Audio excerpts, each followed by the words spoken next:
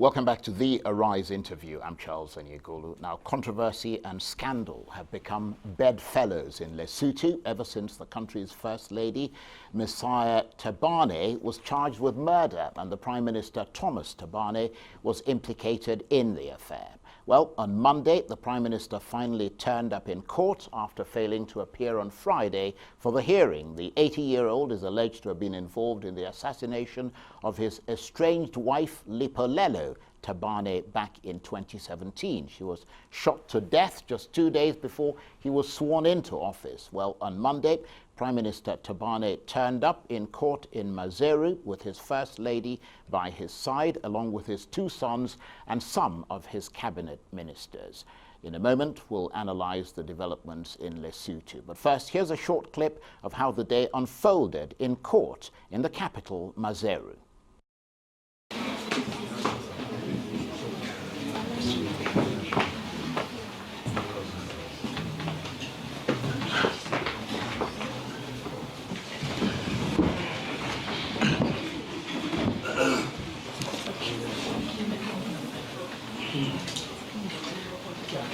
A novel case in our country, and whose determination we shall. In the case of Motobiananara versus the Crown, to which this court was referred, I find that there is indeed a substantial question of law raised. The application for referral of the matter to the High Court is granted as prayed. I now hand down the ruling. Court is adjourned. Well, just a little snippet of the case appearing in court in Maseru. Of course, it was moved to the High Court, the Constitutional Court, for further assessment. Well, for more on the Lesotho murder mystery, I'm joined now in the studio by the newspaper columnist and Arise News analyst Donu Kobara, and by the international journalist and African affairs analyst Lindsay Barrett. Thank you for coming in. Let's start with you, Donu. Pretty intriguing and rare to have a sitting head of government appearing in court on murder charges. I mean, was there some shock and surprise that he actually appeared in court? It's pretty amazing, especially on this continent, for somebody with his influence to be confronted like this. And his age too, because we are sort of like elder obsessed in Africa. So I wonder what that would happen in Nigeria. I doubt it. But the point, of course, is that in Nigeria, the president has immunity anyway, constitutional immunity. And I think part of the problem, Lindsay, in Lesotho is the fact that the constitution is not clear on whether or not the prime minister enjoys immunity. It's clear on the king, because it's a constitutional monarchy, but not on the prime minister. Yes, and interestingly, no one seemed to think about that until the Prime Minister agreed to show up. So it's not even the Constitutional Court that's going to think about it now. It's the High Court which is going to institute a constitutional investigation. They don't even have a Constitutional Court to. But it could be the question of process, though, couldn't it? Yes, that it goes from the magistrate court to the High Court, which then initiates the constitutional question. You know, the issue is really important because of this wave of what democracy is about in Africa. It's becoming very clear that we really have to think of whether the people's votes count and what is the obligation of leadership under a democracy. Of course, he's being accused of a very heinous crime. And his poor young wife seems to have been the beginning of everything. So we're going to, all African nations should watch this. Absolutely, I agree. And just to bring you in, Donu, because as Lindsay was saying, the prosecution said in court, I mean, if you go beyond the details of what we just saw, that they were not ready to charge the Prime Minister, which is a bit bizarre, as he said, because there are issues they need to iron out with the police, is what they said. So he wasn't charged. The expectation was that he was going to be charged. He wasn't. And I'm wondering if that came as a surprise, because many people were expecting that the police had already sorted out any issues with the courts. Well, it surprised me. But then I suppose it could be just a delaying tactic, yes? But I mean, you'd think that the police would have marshaled all their evidence. I mean, you've got the director of prosecutions who is actually prosecuting the case. And by the time you get to the stage of actually taking him to court, you'd have your arsenal ready to be fired. Yes. Yes. Let me bring you in. Sorry, go on, finish. I was just going to say, it's such a bizarre situation. It's very difficult for me to get my head around it, actually. Well, you're not alone, I promise you. I am actually, as the British would say, gobsmacked. I would like to take issue with you when you say his poor young wife.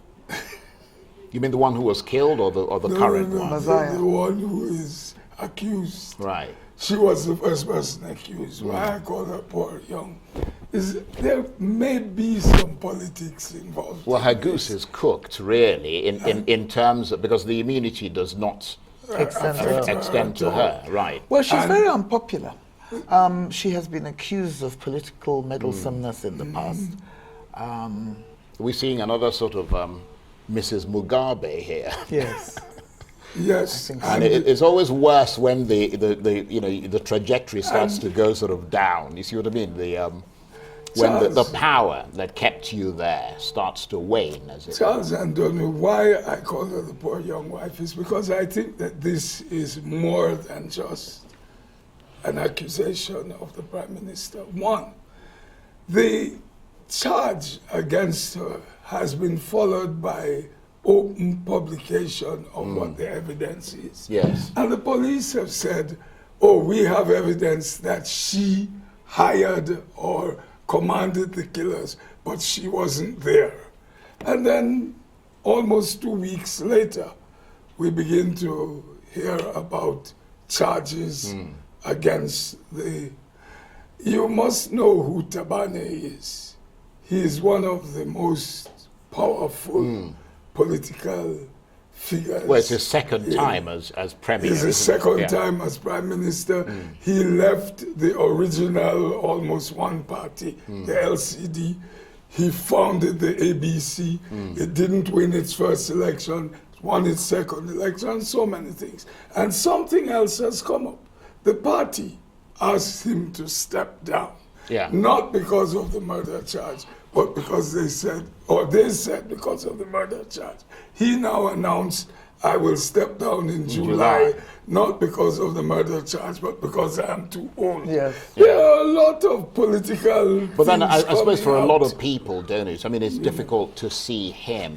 I mean, and it may well not be the case, but just in terms of perception, it's difficult to, people tend to think it's the young wife who's kind of full of ambition. I mean, she's in her 40s, he's 80, and that she would be the one who wants to consolidate her position unequivocally, and would therefore be pushing him to sort of go ahead and do this. Because, I mean, I would think that from a purely a moral point of view, it would be fairly difficult for, I mean, although I don't know, I mean, he's a politician, an 80-year-old man who is well on his way to sort of the, out to kind of engineer to kill someone else when you don't actually know the moral implications for you of what you're doing. You see what I mean? I think so.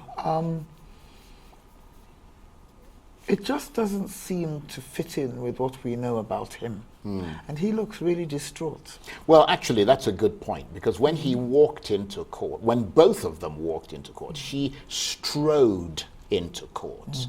And he kind of skulked into court, or sort of, slunk into court. His expression was very dour. His face was down most of the time, whereas she looked up quite confident, full of the, I suppose, the ebullience of youth in comparison to him. And go on. She seems quite defiant, extremely confident. Call me old-fashioned, but I wouldn't say her reaction was particularly appropriate. She doesn't look particularly worried. Well, she doesn't look like the sort of person who is told what to do. I mean, people are probably terrified. Oh, don't say anything to her. Let her stride in if she wants to. Kind of reminds you of the Romanian ex-president Ceausescu's wife. I mean, she never believed that they'd be taken out the back door and shot. And right up to the last minute, she just kept saying, you know, the arrogance of her, like, how dare you talk to me? Don't touch me, you know, that kind of thing. And then when they finally took them out and they kind of figured out what was about to happen, I think that must have been a moment, Kodak moment, not to sound bizarre, but just to see the expression on her face, which we never got to see because what you saw were bodies afterwards. But Lindsay, I mean, last week Friday, just to look at the sequence, he was meant to appear in court, but we heard that he had traveled to South Africa for a medical consultation. But of course, the police subsequently found out that the medical consultation was done over the phone. Yes. And they were intending to query this in the courts. Do you think that was the motivation that drove the Prime Minister to present himself to the courts on Monday? We've got about a minute before we have to go. Well, I think so. I think apparently he first said it was a routine consultation. Then the police announced that, in fact, he had sought an emergency consultation. And so they went and told him he had to show up. And he apparently decided that they were right. But Charles, what is important, I think we mustn't lose sight of the fact that the police are doing their work. That's a very important point. Yes, maybe we should have had Frank Ambassador sitting there. Yeah. That would have been nice. The police, but then he would have made the argument about the fact that, you know, there's an opt-out clause. You know, you can't actually take anybody who is, I mean, an executive person to court until they're finished. And they will argue that once they left office, they prosecuted a number of governors. Well, an interesting question to ask. Well, I'm going to ask you to hold that thought. We'll come back straight to you when we return, because we must take a break. You're watching the Arise interview. Plenty more still ahead as we continue our chat about the murder mystery that's engulfed the southern African nation of Lesotho. Stay with us.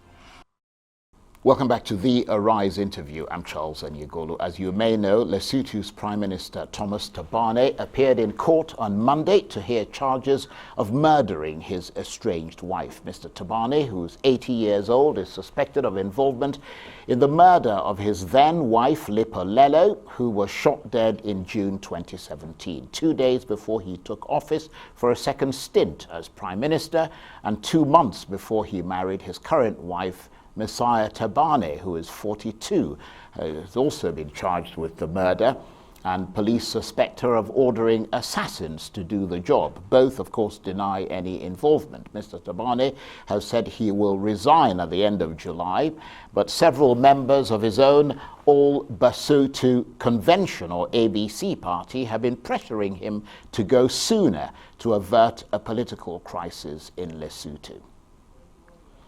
And with me in the studio, the newspaper columnist and Arise News analyst Donu Kabara, and the international journalist and African affairs analyst Lindsay Barrett. And we took the words away from you when we went on break. You were going to say something.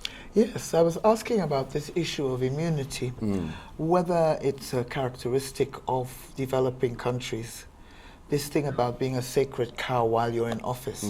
Because in this country, I think it even applies to legislators, doesn't it? No, it doesn't apply to legislators. It applies to which is why they were able to go after the former president of the Senate and all of that. It applies to executive, people who are elected into executive office by the public. So governors and the president and so on and so forth, yeah.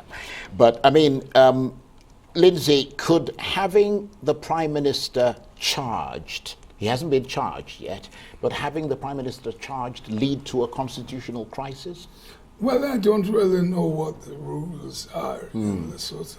That's part of the problem, because even the police and the prosecutors don't seem to know what the Constitution says. I don't think it would. I think, he's in a fragile coalition with 3 other parties. He's got his All Basotho Convention, there's the Alliance of Democrats, there's the Basotho National Party, and then some Reform Congress party. And if anything happened to him, let's just say he was convicted, I imagine that his deputy would simply take over. Yeah, but the problem is that... He's from a different party. Absolutely. That's exactly the problem, because his deputy is from a different party, and already you've got the makings of a political fight, you know. And I suppose the party, Lindsay, want him gone sooner rather than later, because there's the issue of stability, and also, as she was pointing out, a critical issue of finding a successor.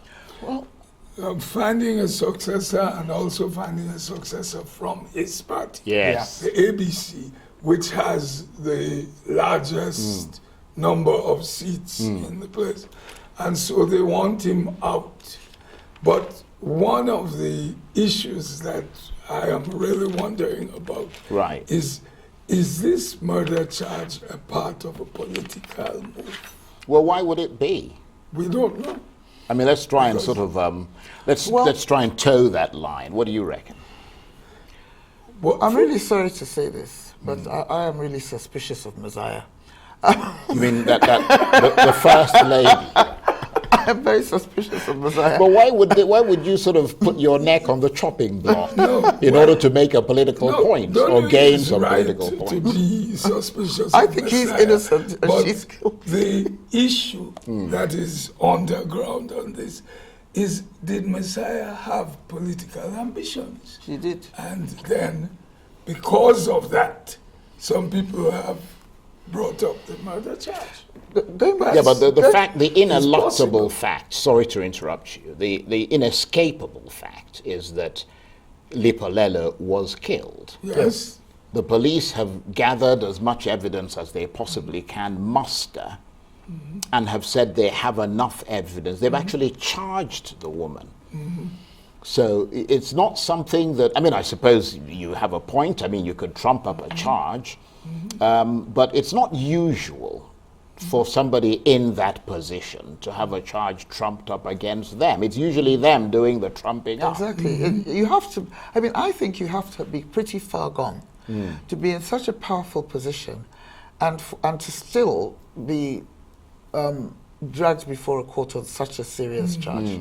As you say, it's normally the other way around. We're normally complaining about people in that kind of position, Abusing, avoiding punishment. Yeah. You know, going back to this issue of the constitutional crisis, I mean, the Lesotho Convention has, I think, only 53 out of the 120 seats in the parliament. So it does not have a majority. So, Allies.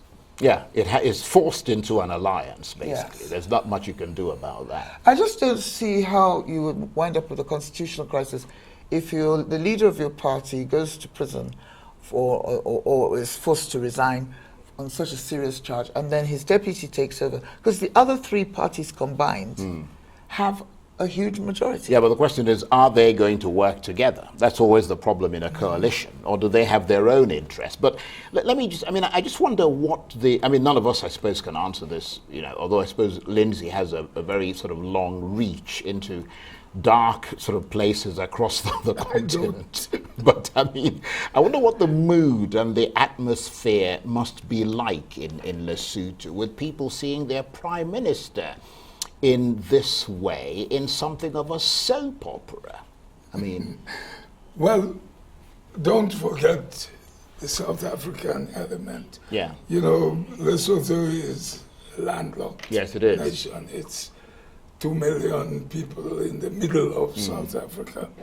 And in fact, when Tabane came back to become Prime Minister for the second time, his entire guard were South African police. You know. Yeah, so that is true. I think that what we are going to see, he will step down. He will step down before July. Well, hopefully, because I mean, I cannot see a prime minister, hopefully as soon as he's charged, because I mean, you really can't have a prime minister being charged for murder, can you? Very serious. It just wouldn't work. You know, you can't be lugging that around. You know, it's not like the International Criminal Court or something coming from outside. I mean, this is your own country, your own court.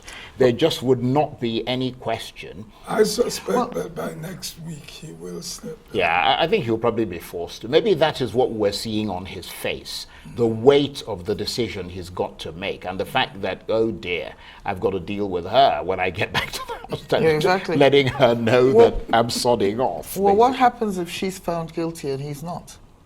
That would be interesting. Yeah, I mean, he actually has, I think it was last year he suspended Parliament. He's had, and you know, he's been under a lot of pressure because, as I said earlier, of her meddling. She has everything to gain from getting rid of an opponent who prevented her from being a spouse rather than a mistress. But you know, it's very funny that there always seems to be this, I suppose, readiness to go after the people who are considered the outsiders who've come in. You know, for example, the wife. If you look at Zimbabwe, for example, Markle. I mean, it was the guy, Meghan Markle. I mean, you have the wife of Robert Mugabe. Robert Mugabe is the one who actually committed the crimes, most of it, but the prosecution has been focused on her. Or at least had been, you know, they focused on her, and now you've got the same thing. And my sense, and far be it from me to make a prediction, is that she will probably end up being, you know, tried for murder, and somehow the Constitutional Court will say, or the High Court, that look, you know, we don't think this guy should be prosecuted. But of course, the mere fact that he's even in these circumstances, I mean, the fact that he's not being prosecuted doesn't mean he's not guilty. You see what I mean? But so he will have to carry the weight of that for the rest of his life. His voluntary resignation, even though he has pushed it, raises questions. Yes, I agree. Well, you raised the issue of the outsider always being We're actually blamed. almost out of time, so you've got 10 seconds. Well, the outsider often changes the dynamic and makes things look worse, and wasn't the elected personage. Yeah, absolutely. So we'll just have to wait and see. But I mean, your insights, your hindsight, your foresight has been fascinating. Lindsay Barrett and, of course, Donu Kabara, thank you very much indeed. That's it for this edition of the Arise interview. Join us again tomorrow from me and the entire team here in Abuja. Bye-bye, and thank you for watching.